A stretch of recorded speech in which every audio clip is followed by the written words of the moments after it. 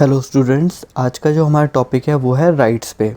आप जो भी एक डेमोक्रेटिक कंट्री देखेंगे वहाँ पे आपको 4 टाइप के राइट्स देखने को ज़रूर मिलेंगे। पहला होता है ह्यूमन राइट्स, सेकंड होता है कॉन्स्टिट्यूशनल राइट, थर्ड होता है फंडामेंटल राइट और फोर्थ होता है हमारा लीगल राइट्स। ये जो 4 अलग अलग तरीके के जो हमारे राइट्स हैं ये इंटरडिपेंडेंट है, पर इनके रोल्स एंड ड्यूटीज़ भी थोड़ी अलग अलग है जो हम वन बाय वन समझेंगे कि सबके किसके क्या क्या रोल्स और क्या क्या ड्यूटीज़ होती हैं। सब में थोड़ा थोड़ा सा डिफरेंस है, पर ये सारे ही आपस में कनेक्टेड भी है। तो सबसे पहले हम बात करते हैं ह्यूमन राइट्स के बारे में। तो ह्यूमन राइट्स को हम इजी वे में कहें कि अगर आप एज अ ह्यूमन इस अर्थ में आपने बर्थ लिया है तो बाय बर्थ आपको कुछ अधिकार मिलते हैं। ठीक है, हमारी बहुत सारी कंट्रीज़ है, अलग अलग तरीके के लोग रहते हैं, पर हमारा यूनिवर्सल जो लॉ है, ठीक है, जो यूनिवर्सल लॉ है वो ये कहता है कि अगर आप एक मानव प्रजाति में, ठीक है, एज अ ह्यूमन आपका बर्थ हुआ है तो आपके कुछ राइट्स बनते हैं। ठीक है, आप किसी भी कंट्री में रह रहे हो उससे कोई मतलब नहीं है, पर आप एक ह्यूमन हैं तो आपके कुछ राइट्स बनते हैं। तो ये ह्यूमन राइट्स जो होते हैं ये टोटली 30 राइट्स होते हैं हमारे। ठीक है, जो कास्ट रीजन मतलब किसी चीज़ को नहीं देखते। ठीक है, बस अगर आपने एज ए ह्यूमन एक बर्थ लिया है तो ये कुछ बेसिक चीज़ें आपको मिलनी ही चाहिए, ये उस पे होता है। ह्यूमन राइट जो है हमारा यूनिवर्सल चलता है। ठीक है, किसी भी एक देश का इसमें कोई दबाव नहीं है। ठीक है, हर देश में ये इक्वली तरीके से एनरोल करवाया जाता है और जो इसके बेसिक फंडामेंटल्स होते हैं, इसके कुछ बेसिक बातें होती हैं जो हर कंट्री के लोगों को दी जाती है और उन्हें फॉलो किया जाता है। और अगर इनको किसी भी पर्सन की ह्यूमन राइट्स का वायलेशन किया जाए तो वो इसके प्रति अपनी आवाज़ भी उठा सकता है या फिर कोर्ट वगैरह में भी जाके इसको चैलेंज कर सकता है। ठीक है, तो हमारे कुछ इसमें बेसिक लॉ होते हैं कि इक्वालिटी बिफोर द लॉ। ठीक है, आपको आप किसी भी देश में रह रहे हैं, अगर आपके साथ कोई भी किसी भी तरह का डिस्क्रिमिनेशन किया जा रहा है तो आप उसके प्रति प्रोटेस्ट कर सकते हो। सेकंड होता है हमारा कि आप अपनी पर्सनल सिक्योरिटी के लिए कुछ भी कर सकते हो। ठीक है, जैसे अगर आपको किसी से हानि है, ठीक है, कोई आपको मारना चाहता है, ठीक है, और आप सेल्फ डिफेंस में सामने वाले को मार भी दो, ठीक है, तो ये भी हमारे ह्यूमन राइट्स के अंदर आता है। थर्ड होता है हमारा एजुकेशन। ठीक है, आप किसी भी जाति के हों या आपका बैकग्राउंड कैसा भी हो, आपके पास पैसा हो या ना हो, पर आपके पास राइट होता है कि आप एजुकेट हो सकते हो, आप एजुकेशन ले सकते हो कहीं से भी। ठीक है, फ्रीडम ऑफ थॉट्स, आप अपने विचार व्यक्त कर सकते हैं। ठीक है, अगर आपका कोई भी एक पर्टिकुलर डिसीज़न है, आप किसी एक टॉपिक पे कुछ एक अलग धारणा रखते हैं तो आप उसको व्यक्त कर सकते हैं। Right to free movement, right to free movement में ये आता है कि आप कहीं भी आ जा सकते हैं। ठीक है, पर शर्त ये होती है कि वहाँ, जैसे आप इंडिया में रह रहे हैं, आप अमेरिका जाना चाहते हैं, ट्रैवल करना चाहते हैं, तो आपको एक वीज़ा वगैरह इशू करवाना पड़ेगा। ठीक है, ये नहीं है कि भाई आप तारों के नीचे से चले जाओ या बॉर्डर को इनलीगल तरीके से आप क्रॉस करके चले जाओ। आपको लीगली बिल्कुल लॉ के अंडर में रह के उन चीज़ों को करना पड़ता है। राइट टू लिव, आपका जीने का अधिकार आपसे कोई नहीं छीन सकता। जिसका सिंपल हमारा एग्जांपल ये होता है, अबॉर्शन जो होता है वो इलीगल इसलिए होता है कि जब एक बेबी अपनी मदर के वॉम में फुली डेवलप या फिर सेमी डेवलप हो चुका होता है तो वो एक ह्यूमन का रूप ले चुका होता है, और वहाँ पे हमारे जो ह्यूमन राइट्स होते हैं वो वहाँ पे वहाँ पे उसको बाउंडेड कर देते हैं, उस चीज़ को बाउंडेड कर देता है कि भाई ये जो बच्चा है ये एक ह्यूमन का रूप ले चुका है और अब इसको वॉम में ही ह्यूमन राइट्स मिल जाते हैं, जिसको हमारा पूरा करता है। राइट टू लिव का जो हमारा आर्टिकल होता है वो इसको पूरा करता है, जिसके तहत रहते हैं कि हम किसी भी एक बेबी को अबॉर्ट नहीं करवा सकते, वो हमारा ह्यूमन राइट्स का वायलेशन होता है। तो इन शॉर्ट समझा जाए कि अगर आपने एक मानव जाति में जन्म लिया है तो आपको जन्म से ही कुछ अधिकार दे दिए जाते हैं, चाहे आप किसी भी कंट्री में रहते हो, कहीं से भी बिलोंग करते हो, आपसे किसी भी प्रकार का कोई भेदभाव नहीं किया जाएगा और आपको जो बेसिक जो हमारे 30 राइट्स है जो ह्यूमन राइट्स के अंदर आते हैं वो प्रोवाइड करवाए जाएंगे।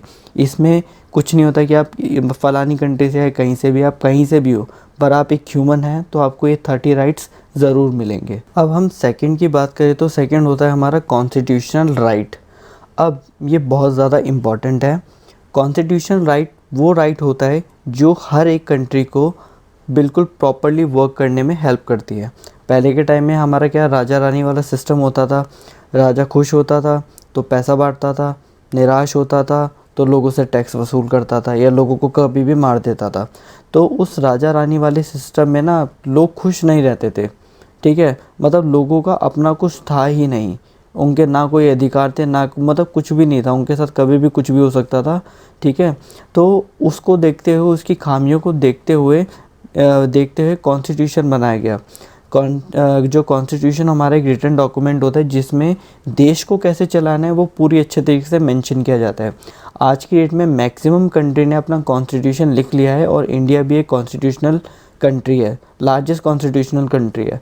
तो कॉन्स्टिट्यूशन में क्या होता है कि पावर का डिस्ट्रीब्यूशन कर दिया जाता है, लॉ एंड ऑर्डर्स बना दिए जाते हैं, ठीक है, कि मतलब अगर यहाँ पे जो लोग रह रहे हैं उनके साथ कोई भेदभाव नहीं किया जाएगा, कोई भी डिस्क्रिमिनेशन नहीं किया जाएगा और उनको ज़्यादा से ज़्यादा फैसिलिटी प्रोवाइड करवाई जाएगी और मतलब उनको ऐसी ऐसी चीज़ें प्रोवाइड कराई जाएगी जिससे उनका डेवलपमेंट हो सके। तो ये सारा हमारा कॉन्स्टिट्यूशन राइट के अंदर आता है, जिससे हमें अपने नेशन को, अपनी कंट्री को चलाने में और उसके डेवलपमेंट में भी काफ़ी हेल्प मिलती है।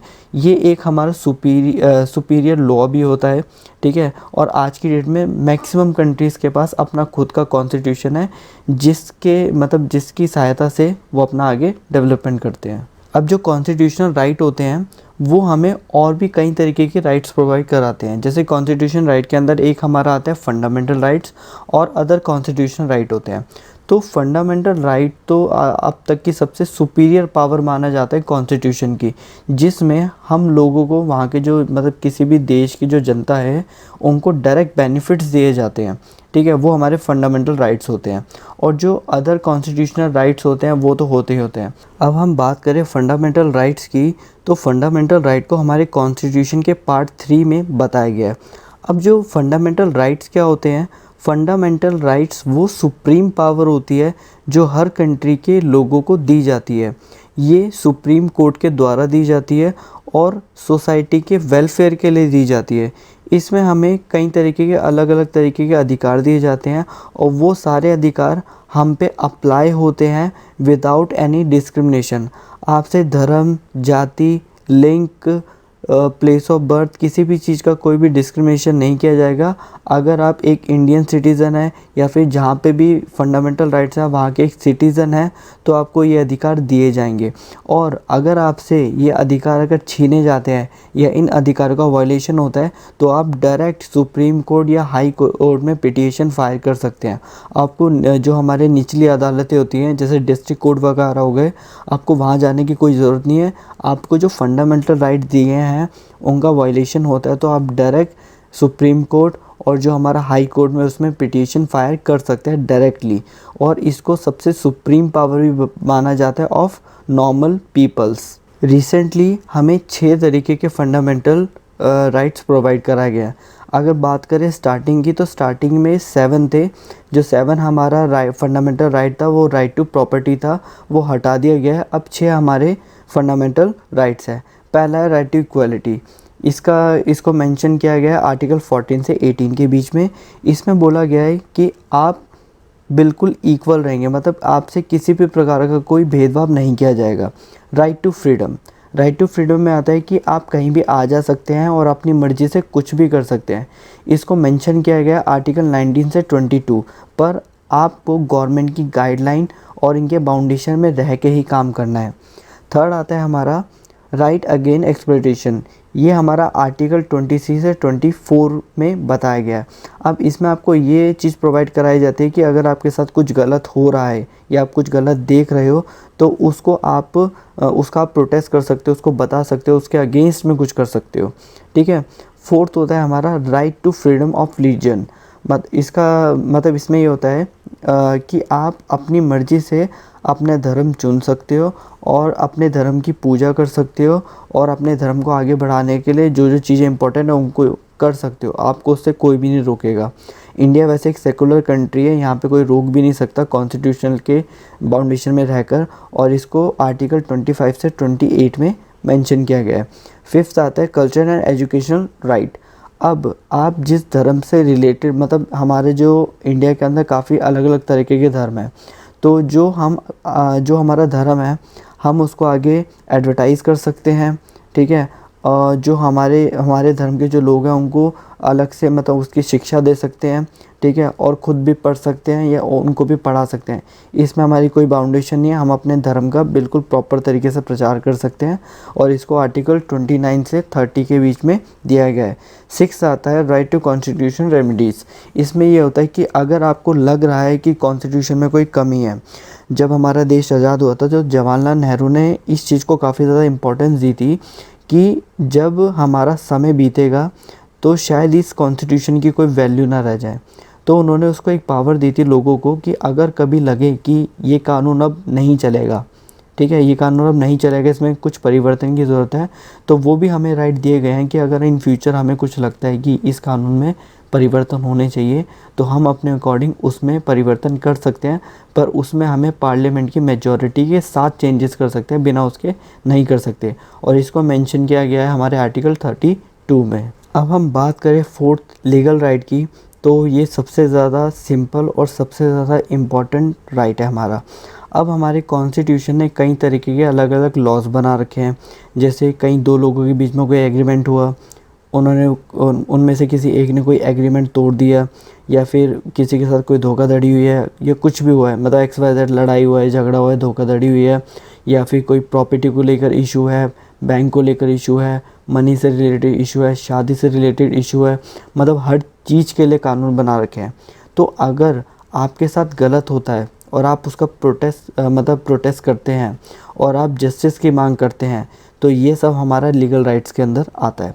लीगल राइट्स के अंदर कि बहुत सारे टॉपिक्स पे कानून बनाए गए हैं। अगर उनका वायलेशन होता है तो जो भी हमारा जुडिशली सिस्टम है उसको पहले आइडेंटिफाई करेगा कि क्राइम हुआ है या नहीं हुआ। अगर क्राइम प्रूव हो जाता है तो उसकी एक सज़ा भी निर्धारित होती है, तो उसके तहत रहता है आपको वो मतलब जो भी जिसने भी वो क्राइम किया उसको सज़ा दी जाती है। इसमें कास्ट को लेकर, सेक्स को लेकर या फिर किसी भी अदर चीज़ को लेकर किसी भी प्रकार का कोई डिस्क्रिमिनेशन नहीं किया जाता। बिल्कुल एक पर्टिकुलर लॉ बनाया गया है। अगर वो लॉ किसी ने तोड़ा है तो उसको वो सज़ा दी जाएगी। ये नहीं है कि किसी का मर्डर हुआ है और वो रिच है तो उसे फांसी नहीं दी जाएगी। एक मर्डर हुआ है, अगर वो रिच ने किया या एक पुअर पर्सन ने किया है तो उसको एक इक्वली सज़ा दी जाएगी। हमारे कॉन्स्टिट्यूशन ने ऐसा कुछ भी नहीं लिखा है कि अमीर ने अगर कुछ किया है तो उसके लिए सज़ा अलग है, गरीब ने कुछ किया है तो उसके लिए सज़ा अलग है। जैसे चाइना में होता है कि आप वहाँ पे अपनी एक पेड सज़ा दे सकते हैं कि आपने कोई क्राइम किया है, आप बहुत अमीर हैं तो आप किसी और को पैसा दे दें और वो आपके बदले की सज़ा भुगत लेगा। तो इंडिया के कॉन्स्टिट्यूशन में ऐसा कुछ नहीं होता है। जिसने जो किया उसे वो खुद भुगतना पड़ता है, ठीक है, वहाँ पे कोई काम नहीं आता, ठीक है, और लॉ के अंडर रहते ही उसे सज़ा दी जाती है। तो ये 4 राइट्स थे जो कि आपस में इंटर रिलेटेड है, पर थोड़ी थोड़ी अलग अलग सबकी वैल्यू है। आज के लिए इतना ही। अगर आपका कोई भी डाउट हो तो प्लीज़ मुझे कमेंट करके बताएं। Thank you.